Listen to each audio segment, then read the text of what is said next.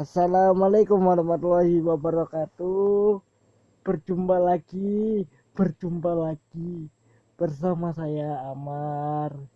Sudah seminggu kita tidak berjumpa dan tidak ngobrol-ngobrol. Dan yang kali ini kita akan bahas adalah soal timnas U19 yang terpaksa tersingkir karena nggak tahu, ini aku agak aneh nih. Seperti yang kita tahu, timnas Indonesia baru saja menyelesaikan matchday kelima Piala AFF U19 dan dengan hasil yang luar biasa 5-1 skornya. Tapi kita harus terpaksa tersingkir karena di pertandingan lain Vietnam menghadapi Thailand berakhir imbang dengan skor 1-1. Apapun hasilnya kita harus bisa terima, walaupun sangat menyakitkan sekali ketika harusnya kita lolos tapi justru tidak terjadi. Karena kalau kita lihat pemirsa, harusnya kita lolos karena yang aku baca dari peraturan FIFA, yang aku baca dari peraturan Badan Sepak Bola Dunia FIFA mengatakan bahwa kalau ada dua tim yang dengan poin yang sama, harusnya kita lolos karena yang dihitung adalah selisih gol. Dan kita udah memasukkan 15 gol sejauh turnamen. Jadi kayak ya, kalau kita bicara hitung-hitungan sebenarnya kita lolos, Pak. Sebenarnya kita lolos. Tapi tidak tahu apa yang terjadi di AFF U19 tahun ini. Apakah kita dicurangi dalam tanda kutip? Karena kalau kita lihat ya, di pertandingan kemarin pemirsa, di laga Vietnam menghadapi Thailand, mereka berdua ini sengaja sepertinya ingin menyingkirkan Indonesia. Karena kalau yang aku baca dari beberapa media dan juga beberapa video yang aku lihat ya, Vietnam dan Thailand sepertinya agak dalam tanda kutip bermain aman. Karena di babak pertama memang mereka berdua jual beli serangan. Tapi di babak kedua ya seperti yang kita lihat, mereka bermain imbang. Thailand sempat nyetak gol duluan. Terus setelah itu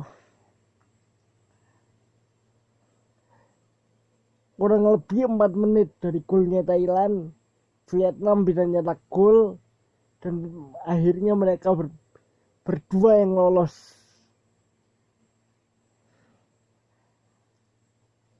Oh iya, sebelumnya itu minggu paginya itu AFF itu sempat mengeluarkan sebuah tulisan atau sebuah pernyataan bahwa aturan kompetisi AFF Under 19 adalah ketika dua tim dengan poin yang sama harusnya dihitung dengan selisih gol. Harusnya, tapi kenapa tiba-tiba kok tidak bisa terjadi? Malah Vietnam dan Thailand yang lolos. Aku agak lupa mereka ngeluarinnya minggu pagi atau Sabtu pagi kemarin. Aku agak lupa, tapi ya nggak tahu, mungkin federasi sepak bola dunia FIFA harus turun tangan mungkin. Jujur kalau ditanya lo kecewa nggak? Ya kecewa jelas lah pak. Kita layak lolos pak. Apalagi Marcelino, kemudian Ronaldo Kuate itu main bagus pak. Cuman belum matang itu aja. Cuman belum matang, belum bisa sebaik Marcelino, Ronaldo Kuate, Rabanitlas, Nim dan lain-lain. Mereka bagus tapi belum matang.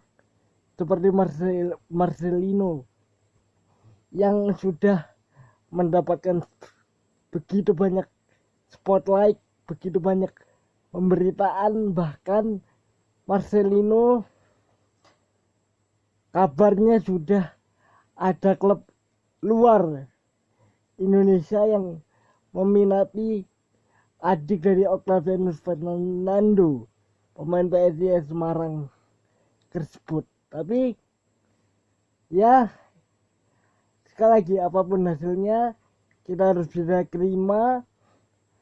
Dan gini, aku akan ngebahas sedikit ya soal masa depan Coach Sintayong setelah gagal di turnamen ini. Kita tahu masa depan Coach Sintayong selalu menjadi pertanyaan para netizen Indonesia. Ada yang pro, ada yang kontra, tapi menurutku Coach Sintayong harus dikasih kontrak baru karena bukan masalah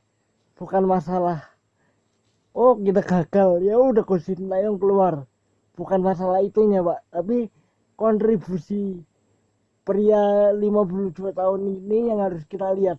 Karena gini, Coach Sintayong itu berhasil membawa kita lolos ke Piala Asia 2023. Itu jelas. Oke, itu jelas dan sangat penting karena gini, target dari federasi itu lolos ke Piala Asia.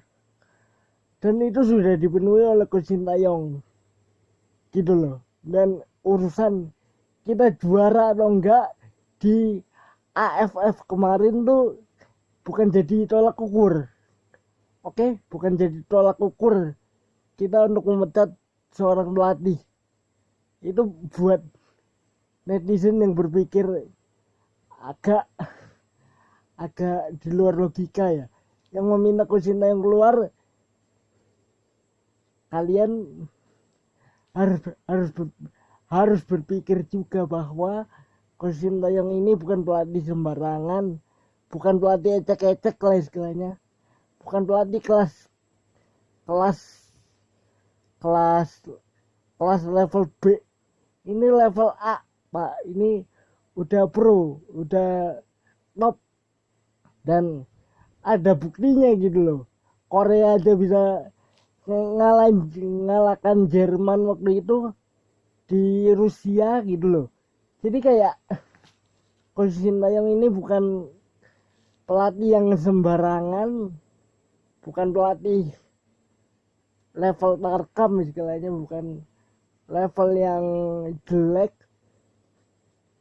Dan salah kalau misalkan amit-amit federasi memecat Coach Sintayong. Jujur aku kecewa berat karena gini, sekali lagi Coach Sintayong itu adalah pelatih level dunia.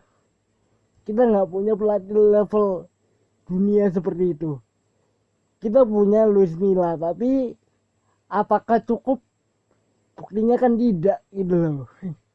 Jadi kayak bukan semata-mata karena dia adalah mantan pemain Barcelona kemudian Luis Milla dianggap hebat. Tidak pak, buktinya Luis Milla kan waktu itu juga banyak yang mencibir, alah Luis Milla kok mainnya begini, mainnya begitu. Tapi ya itulah pak, hidup pak. Makanya kayak Luis Milla itu adalah adalah pelatih yang hebat, tapi bukan apa ya, mungkin tidak cocok dengan Indonesia. mungkin ya, aku nggak tahu. Ini kan tergantung kepada opini masing-masing orang ya. Dan banyak dari kalian ya, para netizen yang meminta Coach Sintayong keluar aja ganti Luis Milla. Hei pak, belum tentu Luis Milla kalau balik pun dia bisa mengangkat trofi buat Garuda.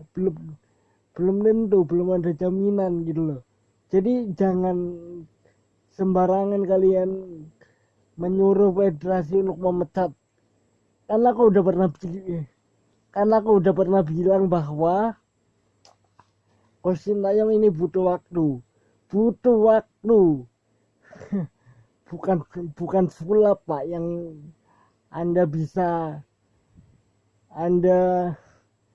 sulap jadi langsung hebat. Itu tidak ada tim yang jadi langsung kling hebat kinclong gitu, tidak ada pak.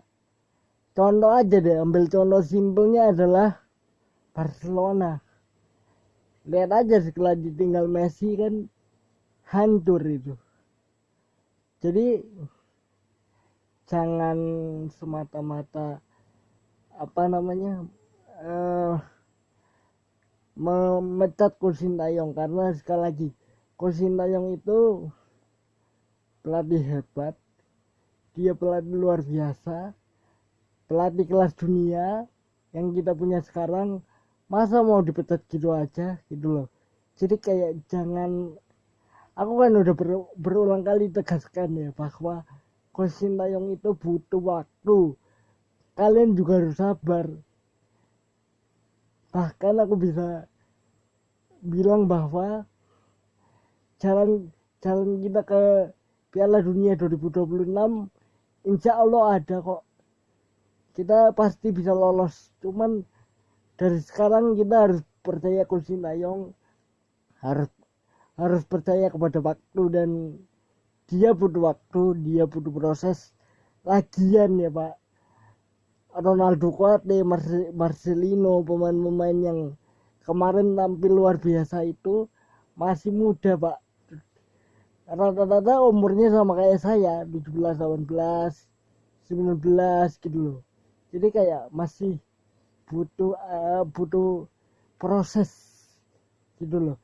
Istilahnya kalau makanan itu butuh digodok dulu, dimasak dulu baru matang gitu loh. Kayak masakan lah, kalian masak dulu baru matang kan, nggak mungkin langsung matang dengan sendirinya gitu kan, nggak bisa bro gitu loh. Jadi ya nggak bisa lah. Intinya butuh waktu, Coach Sintayong butuh waktu. Kalian harus sabar, kita harus sabar. Dan kalau Pak Iwan Bule mendengar ini, mohon Pak, Coach Sintayong dikasih kontrak baru, dan Bapak juga harus melihat kinerja Coach Sintayong karena luar biasa Pak, luar biasa. Coach Sintayong itu bagus sekali. Kita belum juara bukan berarti kita suatu saat nanti nggak juara kan. Memang saya kecewa, memang kita kecewa. Tapi lihatlah, setelah 15 tahun kita bisa lolos ke Piala Asia gitu loh. Bahkan ada potensi kita menjadi tuan rumah gitu loh.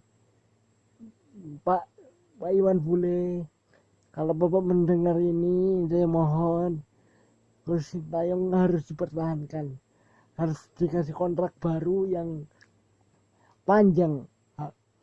panjang sampai 2030 kalau perlu, karena semua ini bakal indah pada waktunya gitu loh. Dan mungkin itu aja yang akan aku bahas di sini.